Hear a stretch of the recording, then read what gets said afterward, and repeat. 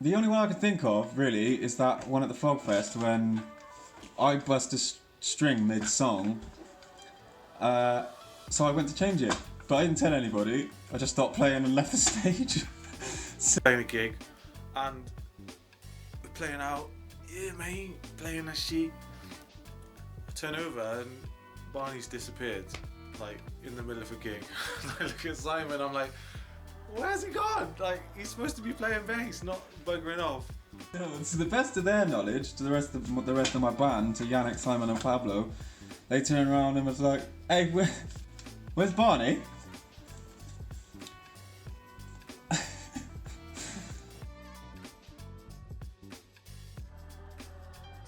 So Pablo, he's always he's well dressed, well presented, he's always got that trim beard, and he had that little moustache for a while.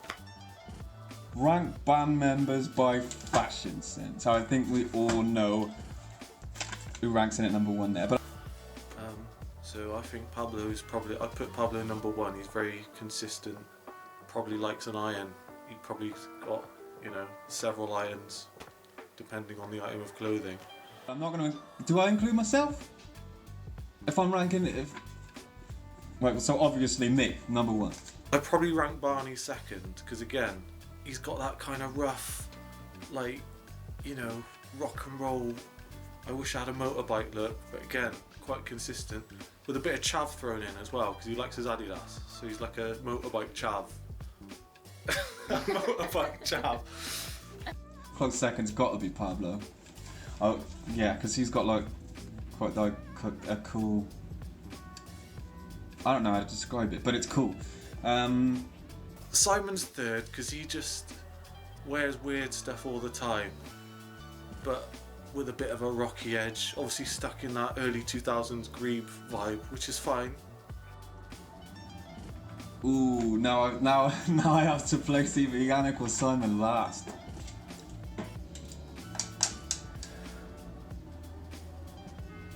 He likes weird shirts. Still got one of his weird shirts actually, that I wore to a wedding to annoy my relatives. No, it wasn't a wedding, it was a kid's birthday party. I don't know what to do there. Now, you're both going in last, I can't do it. Simon and Janek have got crappy fashion sense. I would definitely consider myself last because as long as the clothes cover my body, I'm quite happy with that, and there's not too many holes. For instance, this. A little short in the arm, but whatevs.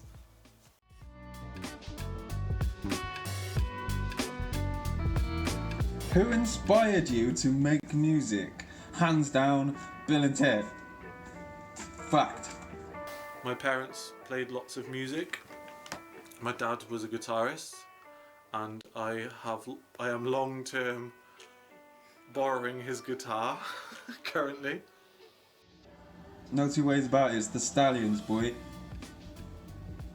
Seeing my dad play guitar was the thing that made me think, yo, I want to play this, and that's probably why I did really rubbish in my GCSEs, because I learned guitar just before I was supposed to do GCSEs.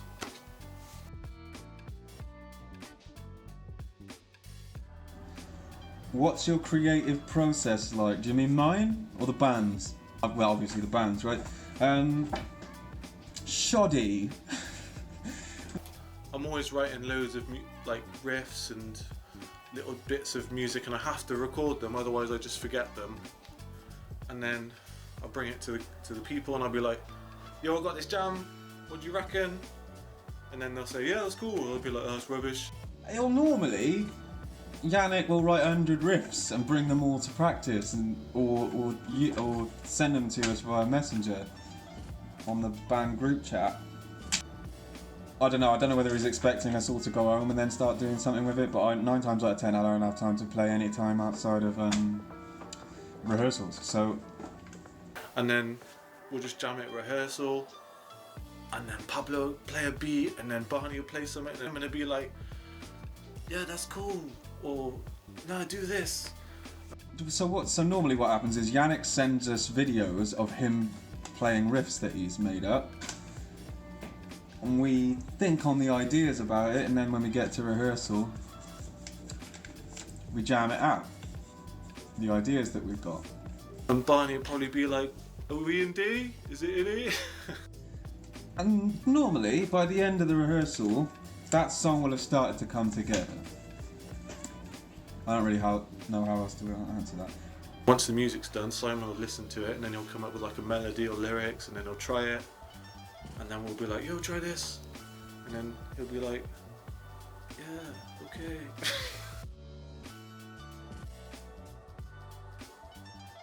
What is my most useless talent? I'm sure I got loads of them. Gaming. In fact, I can show you what my most useless talent is. Something I learnt in school. Game completion. There you go. That's probably my most useless talent. Is the sheer volume of games that I am able to complete.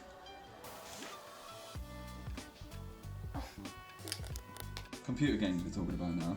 I got about 12 games consoles, maybe. That's probably the most useless thing. Like job interviews. So tell me about yourself. What can you do? You're hired.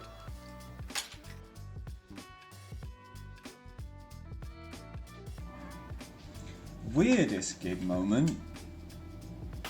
People who play in bands, people who book bands, and people who like to watch bands are generally quite weird. So there's always just weird stuff happening all the time. Oh, I'll tell you what, when we played at the university on the day that all the students arrived, so they was all just bloody catatonic, half of them. They were just too knackered to be entertained. And obviously we're quite a heavy-ish rock band, so like they just weren't in. I mean, they might have been into it, but they were just too knackered to appreciate our energy, I think. This was at the Cotswold. We'd literally just stopped playing and I was covered in sweat and carrying my guitars, because you know, you got to get your guitars out of the way. And this guy, he'd obviously had a few beverages, he was like, and he clung onto me, he was like, mate, you're the best guitarist I've ever seen. And I was like, what? I was like, oh yeah, cheers. Cheers, mate, yeah, I just need to like... And not only that, but during that gig, my guitar, which wasn't my guitar, it was Simon's, because mine was on the blink, so the strap nut popped, it just broke out and it pulled half of the wood thread and everything out of it, so I couldn't even screw it back in. I just had to play with one foot on a sofa in their sort of like communal area. And yeah, I had to play the rest of the gig like that with no strap. We could barely move. It's quite annoying. And then he was like, sign my arm. I was like, first of all, I literally can't because I'm carrying guitars covered in sweat. And second of all, why would you want me to say you're going to wake up tomorrow and be like, what's this on my arm? And wasn't it that this was the same gig that they were supposed to put our mix through all of the speakers going through like the cafeteria and everything so that we could be heard throughout the entire establishment, but they only managed to wire Simon's vocal through, so that's all they got was Simon. Throughout the rest of the college was just Simon singing through the PA all over the university. I don't know whether that categorises as the funniest or weirdest. Both. I'm going to jam that in both of there. I forgot about that one. That's a good one. That's a good one. There's, like I say, there's always weird stuff happening at gigs, which is part of the fun, I think. Most frequent phrase used in rehearsal by each band member. That's a question, isn't it? Who'll come up with that one? That's a good one. What would Simon say in rehearsal? Probably just some random rubbish. And we'll all look at each other like, what? Simon's is trash. He just calls everybody trash. He does say a lot is, yeah, that's awesome. Which is great enthusiasm, but equally, sometimes when he says that's awesome, it's really not awesome. Like Barney could have dropped his bass on the floor and he'll be like, oh, that's an awesome bass line. and he if you do something that he approves of, he deducts trash points, and if you do something stupid that he disapproves of, he gives you trash points. So Simon's is trash. Barney is most likely to say, how does this arm work? How does this arm work? Like, why is this not working? What would mine be? I don't know. I'm gonna leave that to you lot. This always happens. Yeah, that's what he says all the time. This always happens to me. Well, that's a bit sketchy. Yeah, so a few of those phrases for Barney.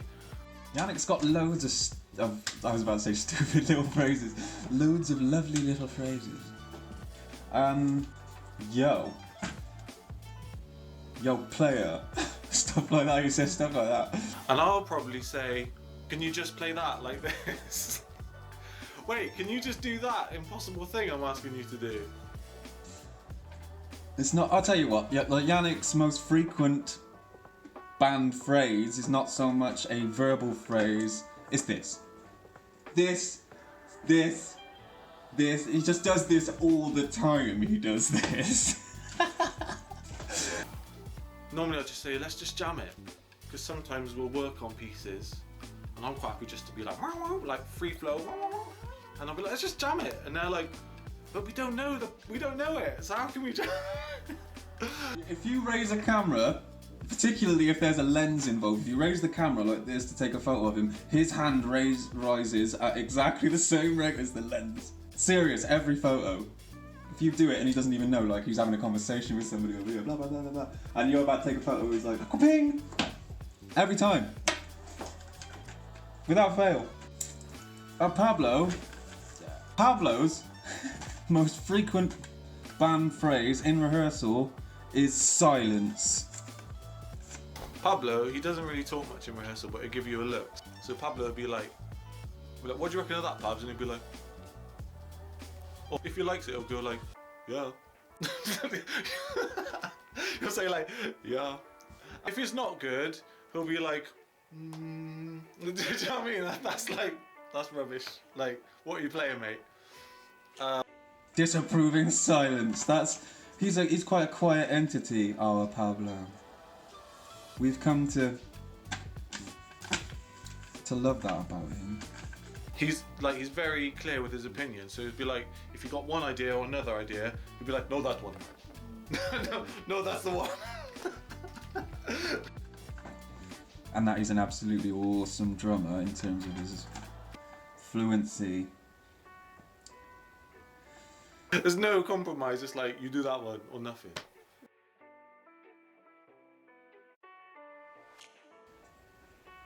Okay, so favourite song to perform?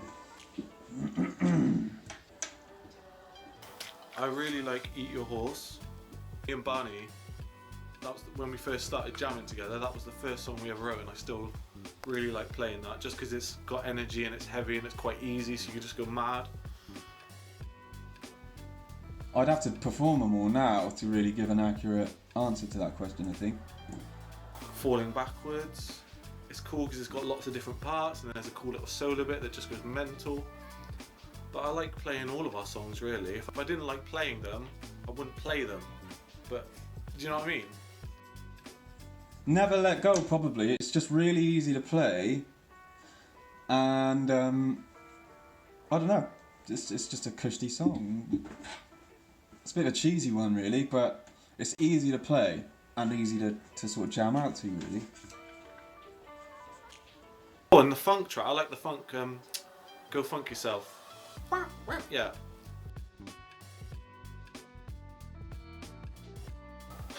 So, choosing our name was a bit of a long slog because obviously before Simon was in the band, me, Barney and Pablo were just making music, and we thought, oh, right, we better call ourselves something, and we just couldn't think anything because the trouble is now all the bands have got the best names, all the best names are gone, and the first name I think we settled on was something called Not For Nothing.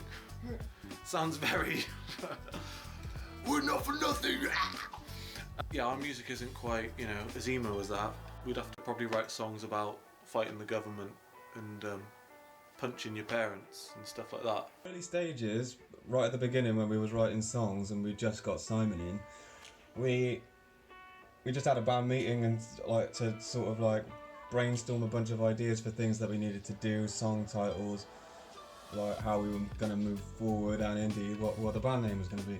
So we just said like everybody go out and we just brainstorm a bunch of ideas. It doesn't matter how stupid they are, just get as many of them down as possible. It doesn't matter if they're funny, twisted, weird, stupid, anything. Just write as many as you can. Left it for ages. We didn't even have a name for ages, and then after Simon had joined and we started getting the song sorted, we were like, yo, we actually need a name now. And then like for weeks and weeks and weeks we were just chucking names out, and there was some funny ones on some of those lists. I think I had shitted on my list. I liked Fighting Titans. I thought that one was cool. I liked Sun Slugs as well, but nobody was down for that one. in the end it was just like we were sick of like talking about names. I remember going to a bookshop and we were looking at books, but whilst I was there I was jotting down all these cool book titles. I was like, oh yeah, like The Eagle Flies in Your Eye or something, you know? Like all this weird stuff. But it came down to 3. I think they were Not For Nothing, Mute the Truth, and Second Self. And in the end we all went for Second Self. We liked that one the most, which was my idea. It was on my list. I think it was probably Barney was like wrote a list of like 4 or 5 names one day, and Second Self, all the other guys had decided on the band chat.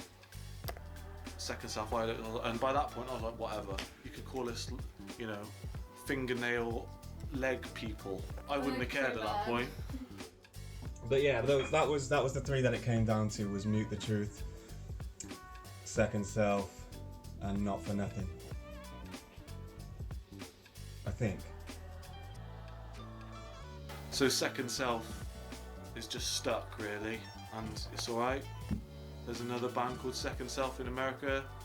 They're pretty good as well. But whatever, you know, we're going to make sure we trademark it and we'll get some money off them. But I think that about wraps it up, ladies and gentlemen. Thanks very much for your questions. I really quite enjoyed answering them. Peace! Make sure you look after yourself, stay safe, don't cough all over the food in Asda. Wagwan. Yo, boy.